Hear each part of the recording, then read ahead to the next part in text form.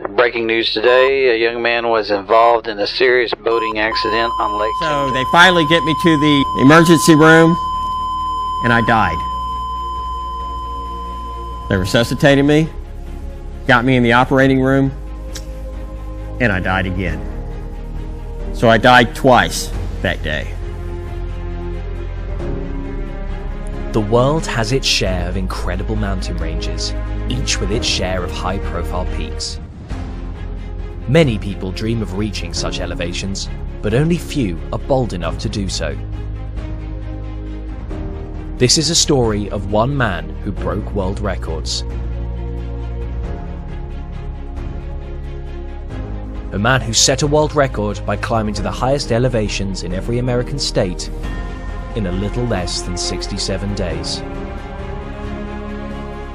This world record holder has been featured in thousands of publications and televised programs across the world, achieving various global recognition as well as being awarded with several distinguished honors.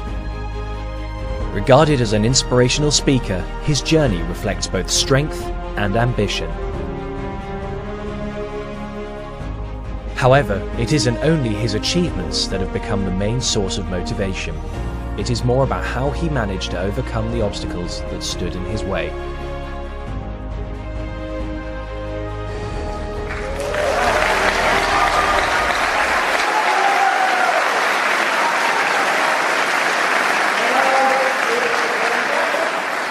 You saw that I am a mountain climber, yes?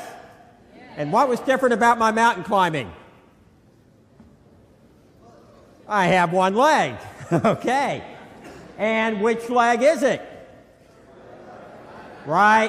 Guys, we only have two choices here. What are we going with? All right, it is the right leg. So let me show it to you so you know I'm not making this story up. And here is my leg. And I know what you're probably thinking. That poor guy, he only has one leg. That's not true. I got about 6 or 7 of these in my closet at home. So we got plenty of legs, depending on what I want to do. Now let's talk about how this happened. Now you saw that I was injured by a boat that came and backed over me. And I see this huge propeller that's just spinning right underneath the water. And I'm thinking, I've got to move. And I took one last effort. I got tangled up in the ski ropes, and the next thing I knew, wham, I was hit. And both of my legs were sucked into the propellers. So they put me on the operating room table, and I was wide awake. I did not even have an aspirin in me. All they did was numb me below the waist. They fired up the saw while I was talking to the doctor. They cut my right leg off below the knee. And that was when I realized that no matter how difficult things may seem out here, no matter how scary they may seem out here, that chaos and craziness has no power compared to the power that you have within you.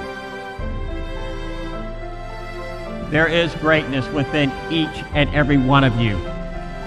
And it's not a matter of going out and getting it.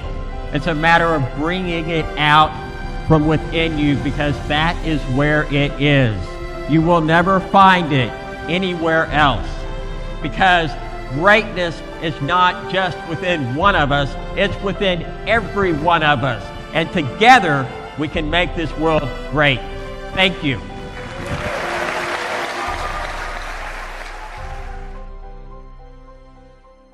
I went through a tragedy. Some of you sitting in this room today, you have gone through a tragedy yourself. So I was having to go in and out of surgeries practically every other day. And while I was in there, I kept asking this one question. This question that I was screaming when they put me into the boat. And that was, why? Why?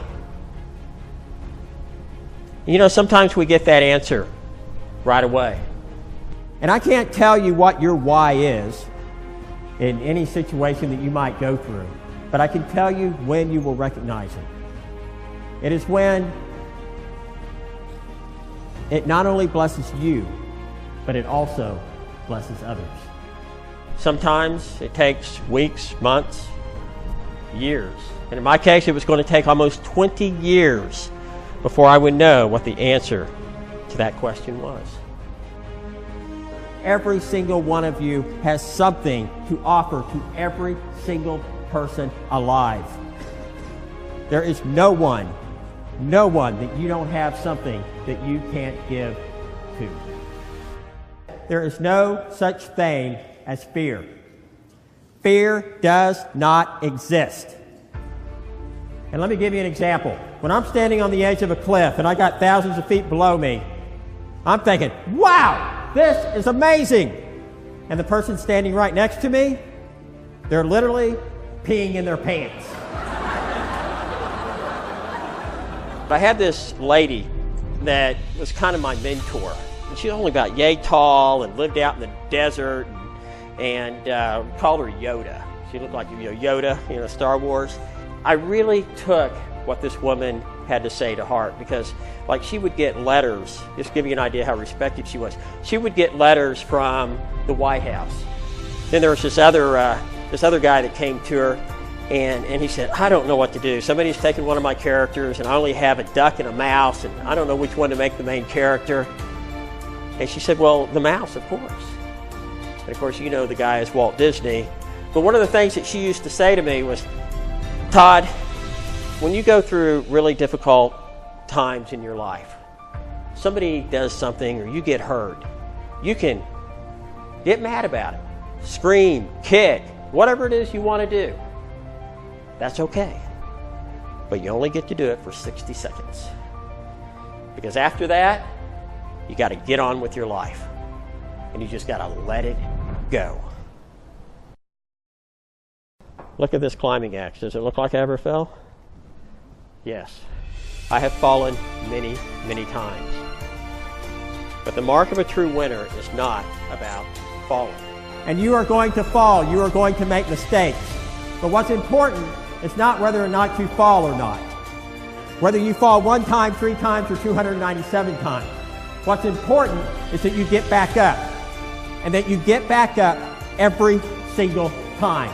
Because the one time that you decide not to get back up, that's the one time that you're going to hold yourself back from being able to get to that greatness and that power and that place that you want to be in your life.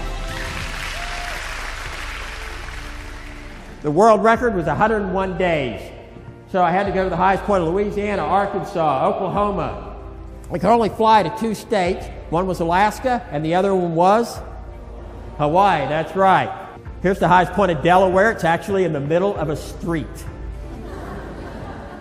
Okay, some of you laugh, but this was a very busy street, okay? So I come up to Oklahoma, which is Black Mesa, and I'm up on top. You have to hike a couple of miles in, and I'm thinking to myself, after all this climbing, Todd, you are a mountain climbing stud. That's just all there is to it.